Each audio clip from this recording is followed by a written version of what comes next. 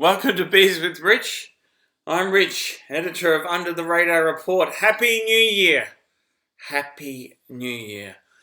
I'm celebrating with Hiatus Beers based in Bronte Beach. And boy, do I have an explosive beers to kick off 2023. It's cracking. I'm talking nuclear and nuclear stocks. Our analyst Peter Chilton says uranium could be the new lithium. Let me tell you, it's got a long way to go. Pilbara Minerals has returned 1,444% since we tipped it just over 2 years ago. The uranium flagbearer Paladin Energy, another one of our tips, is on its tail though, having doubled since we tipped it 18 months ago. Find out what we think in this issue. Here's to that. Obviously both are clean energy related. Lithium is for storage, namely batteries. Uranium for nuclear energy. Both are at an inflection point. Lithium is more advanced than uranium, being at later stage, and the price has taken off. The spot price for uranium, while higher than historic averages, hasn't taken off. I mean, a big deal is that it's still below the incentive price for new production, which is probably around $80 a pound US. It's currently around $55 a pound. But for both, supply is the big issue. We know there's rising demand for lithium, as I've said for uranium, but uranium's, in terms of the demand side of thing, uranium is behind the supply curve as well. But like, we listened to an interesting talk by the CFO of the world's biggest listed uranium producer, Cameco, Canadian-based Cameco, and the Trojan horse, in his words, the Trojan horse. You know how I love a good metaphor. Small Modular Reactors, or SMRs. Why is that? Because they're relatively cheap and much lower risk. Look, if a country's going to meet its emissions requirements or looking to reduce energy costs, SMRs are a no-brainer. They're try before you buy type deal.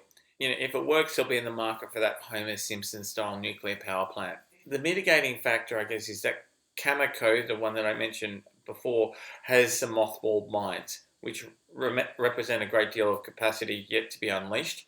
Now, and that's going to replace the weapons-grade uranium that's been largely depleted since the Cold War. But, you know, one of the key points is that countries are looking for diversification on supply.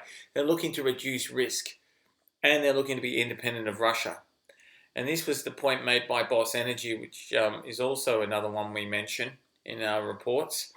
Not only do they want to reduce exposure to Putin, countries don't want to see too much of Canada's PM, Justin Trudeau. So, for what it's worth. So, diversification, let's just continue that theme for a second.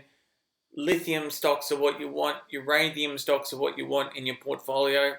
That is, I think, essential to have a look at the very least. Read our list, the latest issue, to find out our two favourite uranium stocks, as well as one of our favoured lithium stocks. So the good thing about this week's issue is that we cover off on all our best buys. What's a best buy? Pilbara Minerals was a best buy. Paladin Energy was a best buy.